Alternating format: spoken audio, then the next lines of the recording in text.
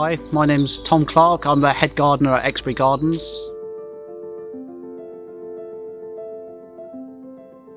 In gardening terms, camellias tend to be evergreen shrubs. Sometimes they're small trees. The reticulated camellias, which come from China, are small trees really. They do well in woodland conditions. They like acid soil, a bit like rhododendrons, although they're a bit more forgiving. So you can grow camellias in most soil types, but they prefer a light sort of acid soil. And they really like to be grown in amongst other trees and shrubs. So in a woodland garden like Exbury, where we've got a big canopy of mature oak trees, they do really well. Oak trees come into leaf quite late in the spring, which means that the camellias get this lovely light in the late winter and early spring, which is the best time to enjoy their flowers. In gardening terms, camellias are actually quite forgiving and easy to grow. They prefer an acid soil, but they're quite easy to grow on most soil types. And when it comes to pruning them, they're actually quite fast growing, which if you're an impatient gardener is great.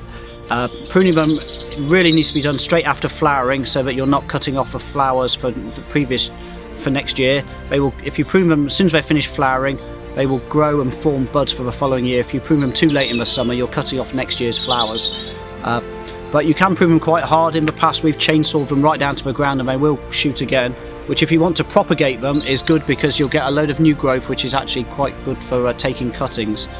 Best time to take cuttings is the late summer, so really from sort of August onwards right through into the early part of the winter is a good time to take cuttings. Just a plant pot and a plastic bag on the windowsill will do. If you've got a little plug-in propagator, then a bit of bottom heat certainly speeds it up, but they are quite easy to root, and that way you're guaranteed to get the right cultivar. If you collect the seed, which you can, and grow them from the seed, you'll quite often get a hybrid or a new hybrid, so you're not going to get the parent plant, whereas if you take a cutting, you're effectively creating a clone, which means you'll get a genetically identical plant.